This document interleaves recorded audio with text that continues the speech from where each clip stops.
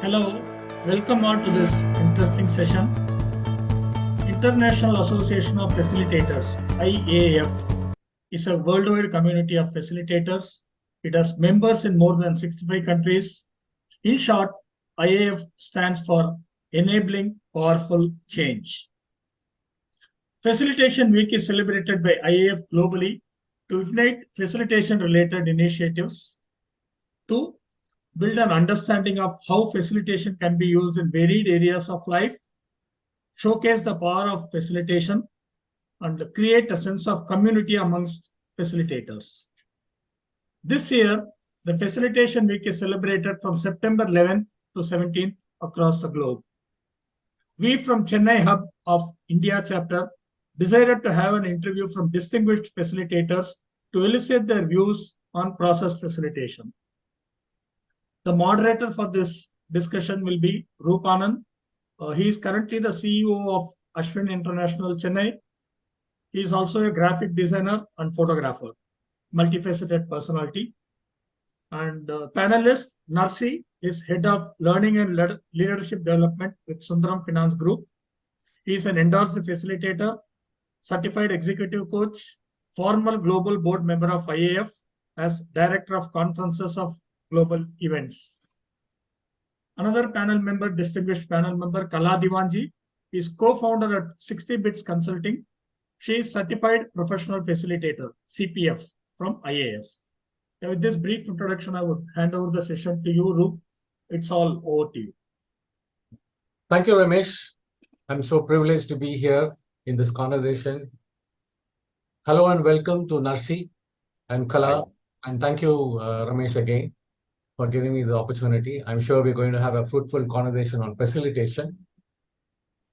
Now, let me ask a question to Narsi. What is process facilitation and why it is called so? Okay, I'll keep it simple in layman terms.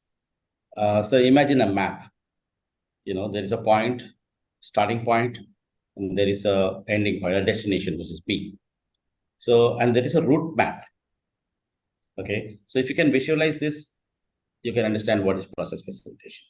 So we from IAF who are called process facilitators clearly understand this from clients. What are the desired outcomes?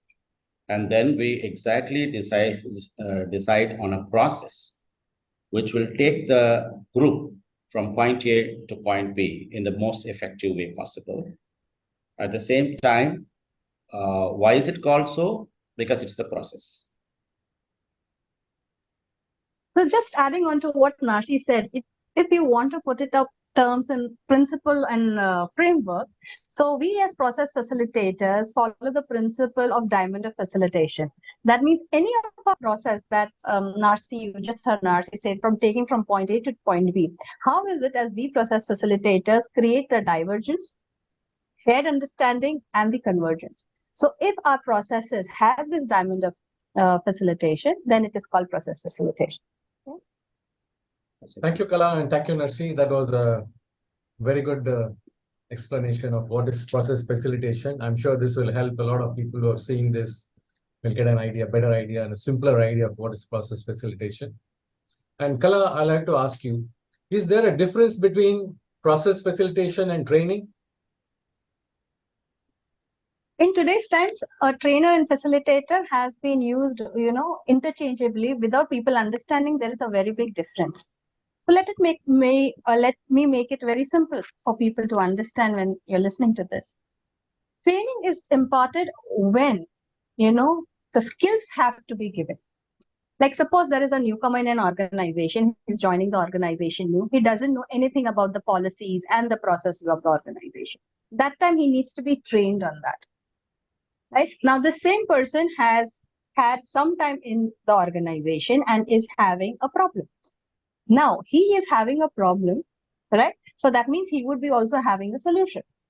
But he's been never asked for the solution. So we as process facilitators would create that space for conversation where the solution would itself come from the person rather than we giving them and telling them what the medicine is. So training is given when you need to impart skills. Whereas process facilitation is used when people in the group, right, have the knowledge to achieve the desired outcome. Yeah. Thank you, So Kala. in short, Roop, what is happening in training? I'm also a trainer, so it's important to acknowledge that I'm a trainer as well as a facilitator. Each has its place, like what Kala was alluding to. So in training, as trainers, we own the content and we deliver the content. Right? In process facilitation, we are the owners of the process only. The content is developed in the hall among the participants. So we are quite neutral or omnipresent to what's happening in the hall. So I hope that gives the differentiation between training and process facilitation. Yeah. And just sorry to interrupt, but it is as simple as content is what and process is how. This is how. Oh, yeah. So we are the how champions. We are the how champions. We have the know-how of the how. Yes, absolutely. And the facilitator is being neutral. That is the key word, being the facilitator being neutral in the process. It's neutral. That's what I said. So some people ask, how can you facilitate if you're neutral or if you do not know the subject? It's pretty much like in coaching. So it's all about eliciting. It's not about giving my view or her view like that. So it's just about ensuring that, like in the previous question, the map is laid out and participants move along the map. And we are enablers of that destination being reached. Thank you. Thank you, Narsi, and thank you, Kala. Narsi, Yeah. what area process facilitation can be best applied? Okay, so as we saw in the previous question, wherever it's not about imparting skill or knowledge, where a solution is being brought out. So one thing very distinctly differentiates facilitation is harvesting the group wisdom. That's where we are actually speaking. So any place where a group wants to, let's say, for example, change management, new product launch, right? So these kind of topics are best done, or recently I was doing where two groups of senior leadership need to be brought down to have conversations. A safe space has to be created for conversations to happen. So these are the places where I'm sure Kala will add from our experience, is where process facilitation works the best. Yes, so thank you, Narsi, for that. So simply put, to what I hear Narsi say is process facilitation is used whenever a challenge or a problem has divergent solutions, right? So there is no one fixed solution for a problem, but there is a divergence. So you could use process facilitation for that. So we have used process facilitation for co-creation of values of a company, for co-creation of a vision and mission for companies, right? So it works very beautifully where it is, the ownership and responsibility becomes then the people involved rather than, it is, as we say, it is co-created. So everyone has the responsibility for achieving it. Yeah, responsibility and also the ownership. Yes, ownership. When the Absolutely. ownership is high because of we all sat together and created it, then what happens is the execution quotient goes up. Absolutely. Why? Because it's I created it or we created together. So that's where my own metaphor for process facilitators is my metaphor is midwife. We offer our skilled assistance, and the parents say this is our baby, and that's where our success lies, and we go to the next delivery. As simple as that. So wherever there is, to answer your questions, and like Kala beautifully brought out, wherever there is a group involved and there is a challenge and the multiple ideas are there and everybody has some ideas about that. And in process facilitation group, what I have seen is that even if somebody is an introverted person, so if there is a dialogue mode or the group discussion, they just keep quiet. They don't want to share because of their disposition. But in process facilitation, even their ideas are brought out because we have clear divergence processes, right? Where their own ideas are well captured. They have their share of voice through paper. So we asked them to write on paper and put it on the sticky wall, right? Where everybody has been satisfied that their ideas have been well considered. And when there's a convergence process happen, we know that the entire group feels that my ideas are up there, and the group facilitator, the process facilitator, decides on a criteria for landing the plane, which is again decided by the participants. And then when the convergence happens, there is no dissonance. The reason being everyone feels heard. Both And seen.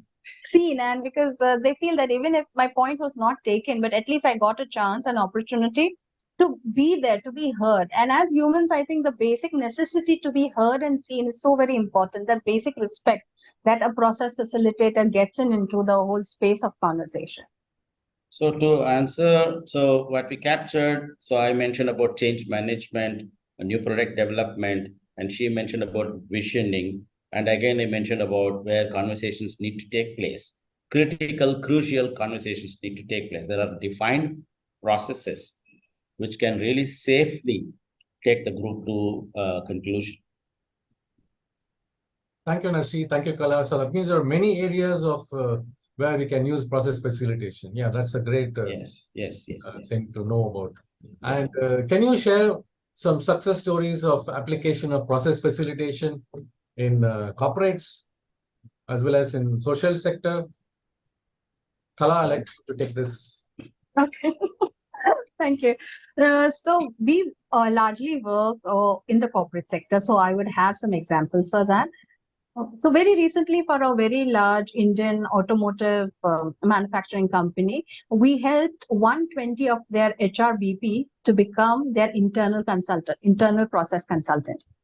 Right. So that was very challenging assignment to work, so that people could see the power of process facilitation. And when you have internal customers, how do you maintain that neutrality? How do you actually go and, have your stakeholder conversation becomes very important.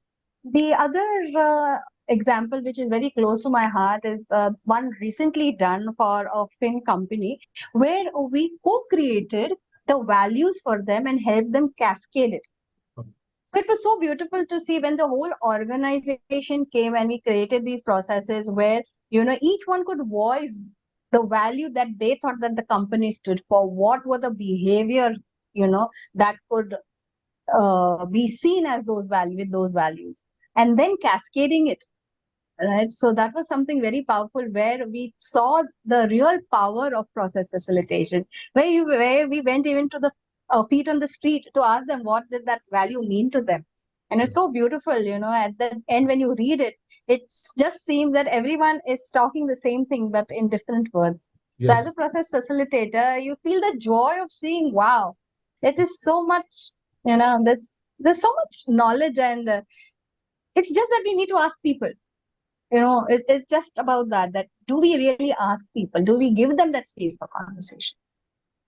Right. So these are the two things that is coming up. And one beautiful for the social sector, we are working, it's going to be there in next month, where we are empowering facilitators of an NGO that is working for sustainability with Indian organizations.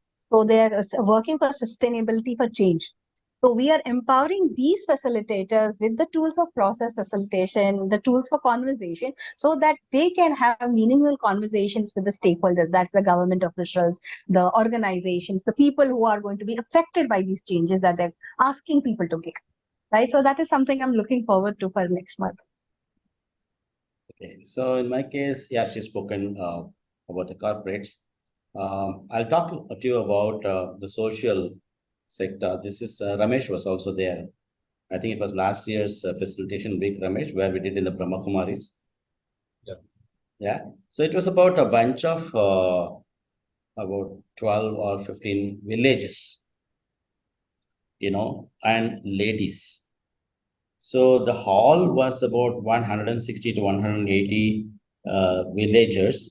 And they're all coming from very, very backward communities, and they are illiterate. They don't know about, if you ask them to write and things like that. So this is quite a challenge, where we need to bring them to some sort of a conclusion for these 9, and there was a heads of these villages are also there. And the Brahmakumari Center is the one which is spearheading the change management of right from decade-long habits to give up those decade-long habits, which are clearly making the family to go in wrong ways. So a lot of excitement in the hall, and it was to make these villagers come together and come out with some kind of a vision, which the Brahmakumaris can spearhead. But the key thing is Brahmakumari is only again a facilitating organization who wants to invest and see that the villagers' lives are better, but that has to be done with the permission and concurrence of the villagers. They can't simply go and say, you leave this habit. Nothing, nobody will believe that. Nobody is going to take all those things. And they are all deep-rooted habits. So at the end of the session of about 90 minutes, the entire hall had so many charts, about 20, 25 of them, each one, envisioning for their village, what can be the future. So it was a very inclusive session where the beauty was, I didn't know when I walked in how to engage the people who cannot read and write. So it was completely barefoot. So what I did is I asked them, do you put Rangoli in front of your houses? They all said yes. And that was enough for me. So I brought in appreciative inquiry as a process. So where you are, what your life can be. And since they are experts in putting Rangoli, they just painted all the charts. And you must see the kind of vision each one of them have. Believe me, they're completely backward in terms of every single way. But the asha, the dreams, the aspirations they have for themselves and their children came out in richness, in all its richness in the charts, which was amazing, I would say. I would say more than any corporate program, that was one of the programs which I can kind of acknowledge for myself. Coming to corporate, the recent one, 1.5 months back in Mumbai. So two sales organizations coming together, and they must come together to see that the vision that they have taken, a very ambitious target, 12 months target in 9 months has to be achieved. That's an ambitious target they took some 3 months back. And if that has to be achieved, these two groups must come together to converse, to have a conversation. It was not happening at all levels, and it was showing up. So the desired outcome was these two groups must collaborate, right? And there were sources of conflict. So first that was identified. It was a 2-day offsite. At the end of the 2 days, they were really joyful. They came together, and we decided to chalk out what's called as a culture code, where these two different organizations actually, but they must work together. So the culture code also came out of them, and the MD and the VPs have taken it on themselves to see that the culture code is refined and published to the entire organization in whatever languages that everybody is going to be understanding. So those are the possibilities. I brought in a process called Theory U there, which really brings about from let go to let go. So these are the places that success stories. Thank you, Narsi. Thank you, Kala. Success for the participants. Yes, I think facilitation, from what both of you have been saying, facilitation is about enabling people to discover themselves and also arrive at their own group wisdom. I think that will be a great way of saying. Narsi, can you tell us something about professional development for aspiring facilitators? Professional development. Okay. Yes. There is a certified professional facilitator who will talk more. But as an endorsed facilitator, I will talk first. Because he wants to know the path. I know, that's why I'm talking. Yeah, so who better than you? Talk about this is all for us to reach the point of CPF. Yeah. So for those who are listening to this, this might sound as jargon, CPF and EF. So I'll tell my story. So from Chennai, I attended the IAF conference, Asia conference in 2015. And I went there and I thought there'll be some chief guest talking, all those things, nothing. Just the regional director at that time, Ajit Kamath, came off the dais and said, facilitators to run concurrent sessions. I was completely smitten by all these things, and I came back and opened the Chennai hub, which was not there. So from there, why I'm saying this is that what is a pathway? What is a professional facilitators? Yes. How do we go to those places? So why I chose my example is that's how I learned. I attended the IAF events at Mumbai every single month. Now it's all over India in 6 hubs of India. In South, we have Chennai, Bengaluru, and Hyderabad, and we have Mumbai, Pune, and Delhi. So each month we are having process facilitation demonstrated. And once you go there, you get a taste of what is process facilitation. I would urge nobody should become a member unless you at least attend a couple of sessions. Why I'm saying is this, then you will be able to gauge whether in your work area, or will you be able to apply these things. If the answer is yes, do become a member, right? Once you become a member, you become a community of global facilitators. And then you learn process facilitation from the monthly events.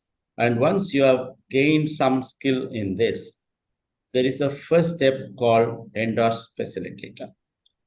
So you can take that. There will be guides.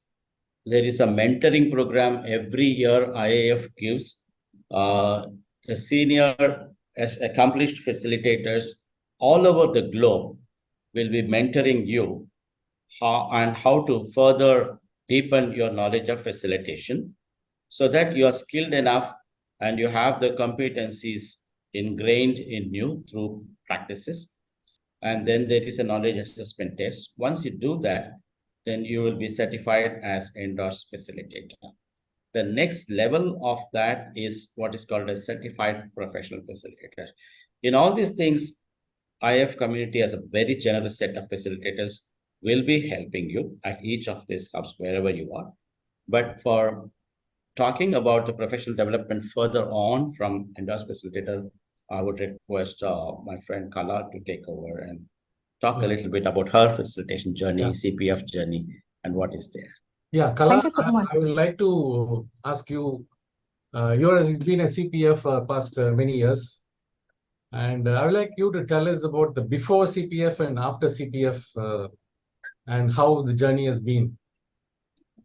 Absolutely. Thank you. So it has been 4+ years, and how I remember this so vividly because I had to recertify myself, and this year I recertified. So every 4 years we have to recertify a certified professional journey, and that's the beauty of it. It is not like any other certification where once you receive, you are there with it. Every year you have to recertify so that you have the awareness, right? That what space are you working from? So that's the beauty of it. So yes, my journey has been beautiful, and why I feel the IF community is so beautiful, because this is one community, as you just heard Narsi say, that please experience process facilitation, what it means to you, whether you really need to know, to be here, then be a member. If you would go to any other associations, people would say be a member first and then we'll tell you what it is. This is the first association that I have come across in my entire life where people say, please come, you don't have to be a member, please experience this, understand your why. That's the beauty. And as process facilitators, that's what we do, and that's what the being is about, right? Yes. So understand your why. If you understand your why being in this community is clear, then please join us. And when I had done my certified professional facilitators, the EF, that is the endorsed facilitator, was not available. So I had to go to certified professional facilitators. It took me 3 years to reach or get certified as a certified professional facilitator. The journey has been beautiful. It takes around 3 to 4 months after you get invited. Another beauty is here, you have to be invited to be a certified professional facilitator. It is not that in any other exam, it is like you pay the fees, you will have to write your exam. It is not like that. Here, even after paying your fees, you have to be invited to, get into the assessment. This whole 3 to 4 months of that journey from, invitation till you become a certified professional facilitator, this whole journey is a transformation where the competencies have to be ingrained, because when you are assessed or evaluated, it is the being of a facilitator that has to be there. Right. So for me, I feel after I've become certified professional facilitator, my personality or my awareness towards myself has increased. Earlier, I used to be very anxious. I'm a very high J. So for me, things have to be done on time, and time is everything. Even if it's a minute late or two, I'm very critical about it. But I think during these 4 years, I have realized that, groups evolve. They will take their time. How Yes. can I be there without my judgment about it? Yes. And mind you, my friends, that's a real, test on myself, because I have to remain there neutral without my biases and without my judgments. Because for me, it would just take a minute if it is that in my head. But the group will take the time they want to. And am I patient enough and am I compassionate enough to let it evolve? And there too, without showing it on my face as anxiousness. So I'm really, that needle has moved for me. So for me in life now, everything will happen at the right time. The right people will be there at the right time. And this is the biggest learning I have learned as my evolution as a certified professional facilitator. And it happens bit by bit, bit by bit. So self-awareness has increased, helping people have better conversations, right? And not only in professional life, even in personal life, because you just can't be a facilitator in your professional life and then you go back to your normal self. That doesn't happen. Right. So for me, that needle has moved, and I cherish, and I always tell, certified professional facilitator, if you want to be a facilitator, right, this is something that you need to undergo. Those 3 months, 4 months of your assessment really changes it for you. Yeah, one thing that picked up from Kala's, and which is also my experience, is that the personality changes from tell mode to seeking mode, enabling mode. In that way, I think we are eternal facilitators, or need to be, in the sense that how can we enable things to happen rather than pushing, or with a sense of favorishness. No.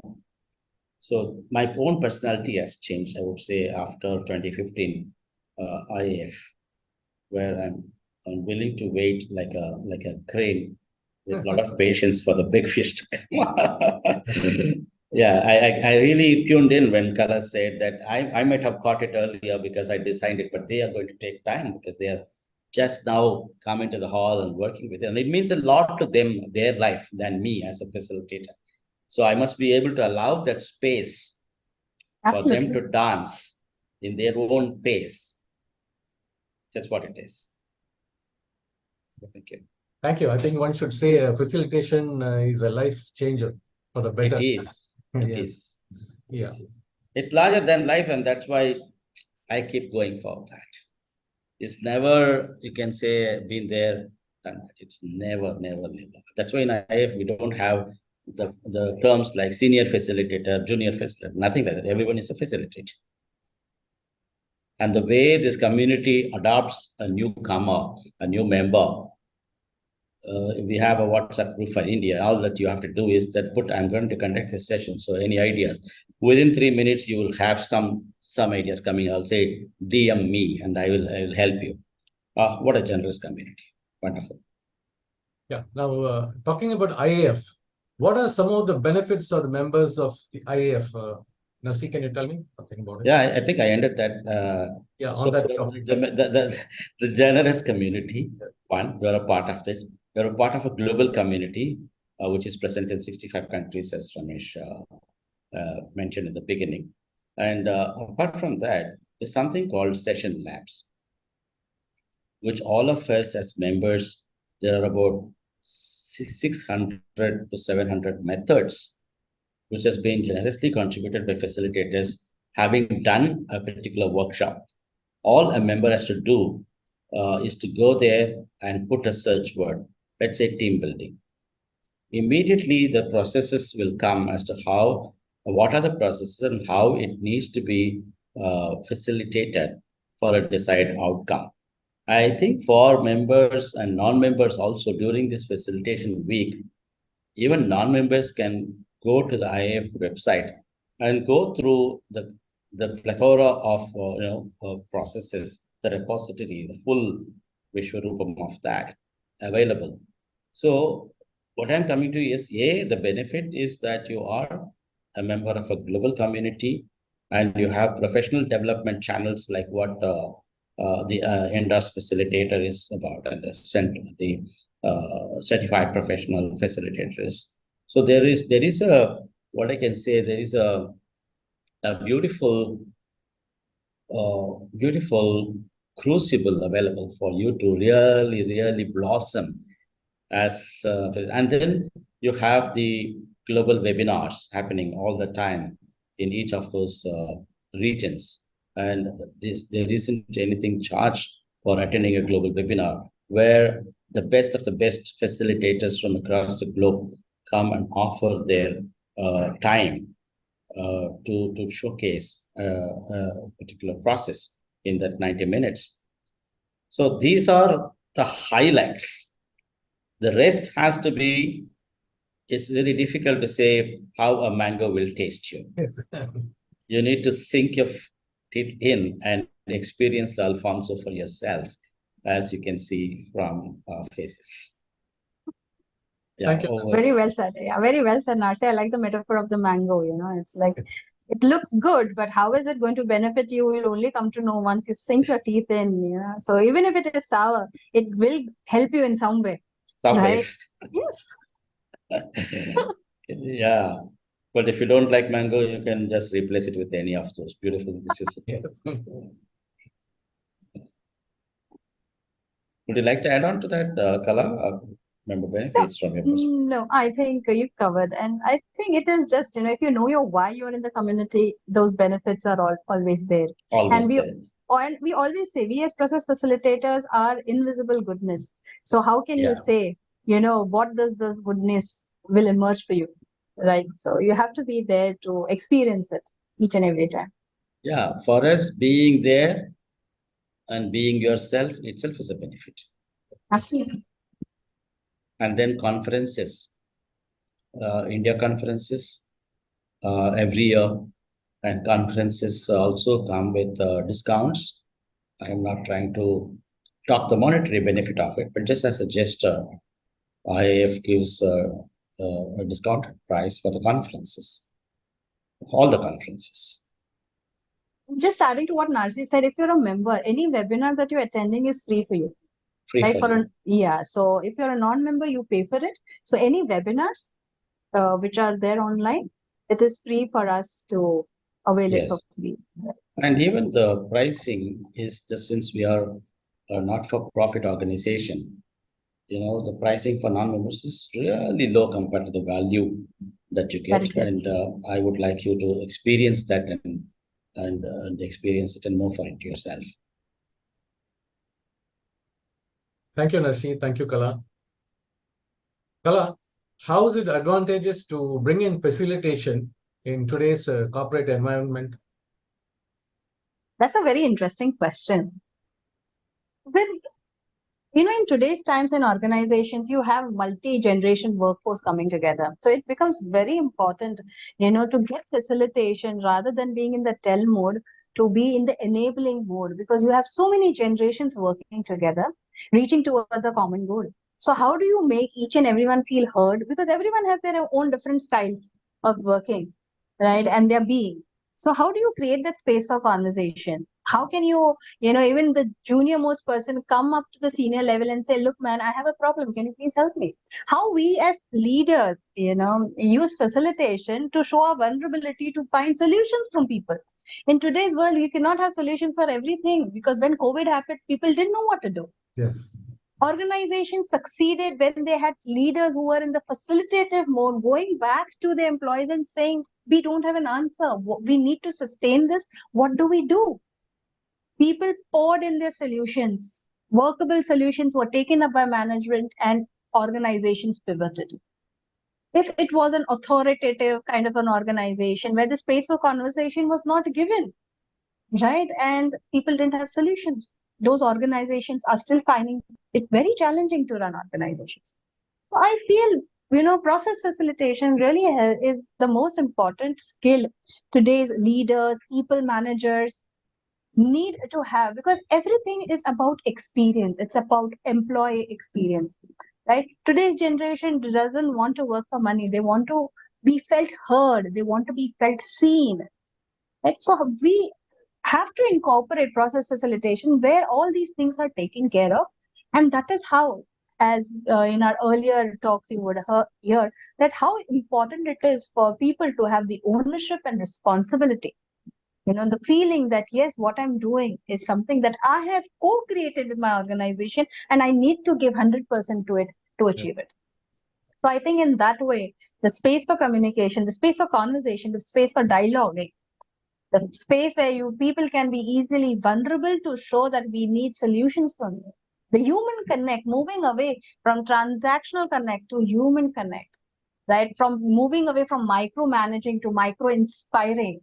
These powerful words can be experienced when leaders, managers, use process facilitation or become facilitative in nature. I think that's the power. Yeah. So if I may just build on to that, see, today, if you look at it, it's knowledge democracy has taken place. People know it. Anybody joining, they know it. Gone are the days when long back a balance sheet will be known to only the top people. It's just there in public domain, right? And when knowledge democracy has taken place, when the knowledge workers have joined, wouldn't it be nice to leverage on what they know and what they bring to the table than tell them, which is going to be disrespectful in some ways. So today we talk about reverse mentoring and so on. So what I'm alluding to is that when people know it already, now it's a question of harvesting the group wisdom. There is no need to tell them anything at all. And Kala used the word facilitative leadership. Yes. So I said in another conversation, in another question, that my own personality changed from a tell more to seek more. So we need more facilitative leaders who can enable change, right? Leveraging all the good that the organization already has, minimizing conflicts. And I really like what she said about micromanagement to micro-inspiring, and it's loaded with a lot of meaning, what she said. So micro-inspiring is possible when we start listening to people's ideas, hearing them, seeing them, right? So the kind of Ubuntu mentality needs to come in. Yes. In any groups. Yes. And that then, like what Dr. Stephen Covey said, 1 + 1 is 333, 333, 3,333. It can be anything. And that is possible when a facilitative leader emerges in the ecology. Yeah, so that's a need in corporates most. Any groups for that matter, since your question was specifically to corporate environment, this would be our answer. Thank you, Kala, and thank you, Narsi, for such a great explanation of both the advantages of facilitation in corporate environment, because that's what is needed now. Thank you. Thank you again. Narsi, what are some of the competencies of facilitators? Okay, I would say, and will require Kala competency PF to say that also. So basically, IAF has codified 6 broad competencies. So first of all, when we speak about facilitative leadership, for example, so you need to have a collaborative environment between you and the client to start with, right?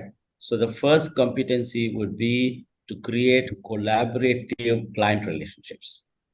And in this competency, there are sub-competencies also. So in the interest of time, I will just go through the top 6 competencies only. So once the sign-off has taken place, which we call the contracting stage, where we have got the brief, we have understood what the client's needs are, what they want to achieve through this session, we do then we go to our drawing board.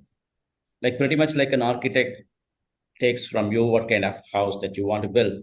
what's the kind of budget and who will be staying there. So all that, and then you go to the drawing board. So here is a competency B, which comes plan appropriate group processes, right? Now you've planned appropriate group processes. Now you're entering the hall there. So our job as a facilitator is to create and sustain a participatory environment in the hall. Means what? Safety, security, what means emotional safety? And how do you sense the room and see what kind of people are there? What kind of propensities are showing up? And how do you have processes to see that those are addressed? So once you have the trust of the participants, and there are ways to do that, and here definitely the humility of the facilitator plays quite a role. It's not the spotlight is on us as facilitators, it's on them all the time. So once you have a participatory environment, you need to go and guide the group to appropriate and useful outcomes. So, it's a map. This is a starting place and any place, and you guide the group through your processes to powerful outcomes.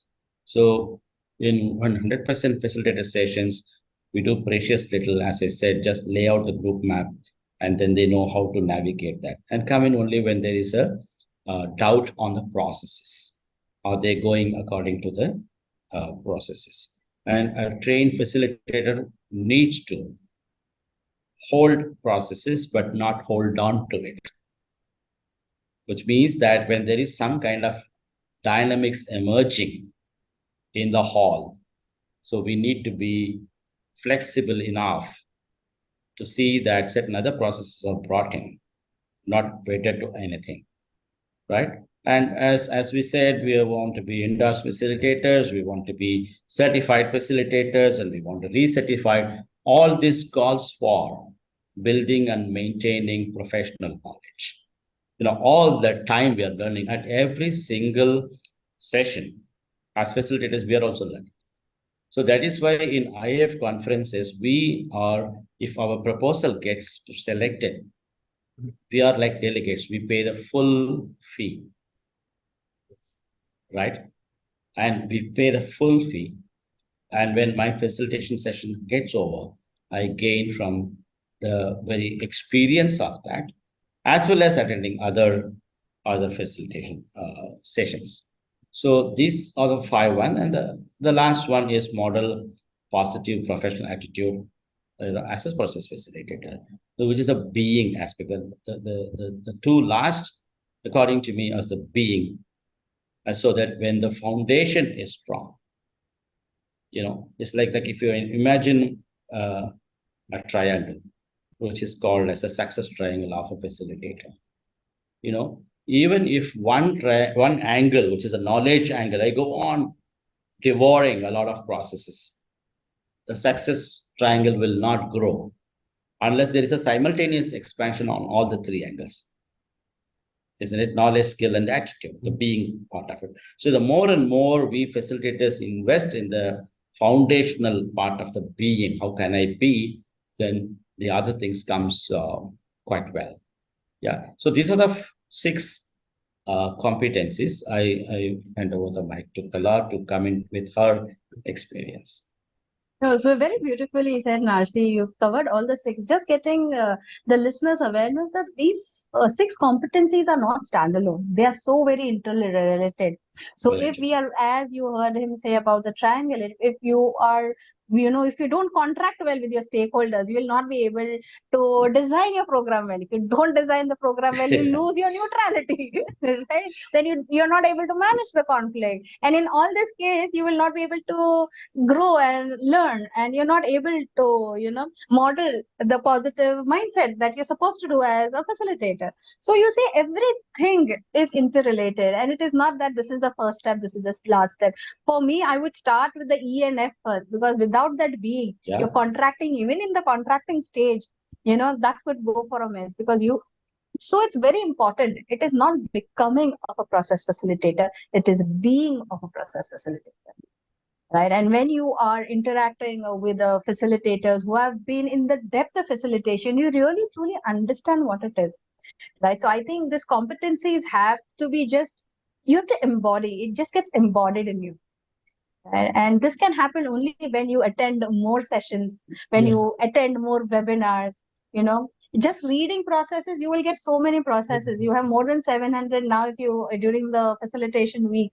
But what is the true main thing is, being part of the community, being there as community of practitioners and learning from each other. That is the whole, I think the essence of our community. That is how I would put it.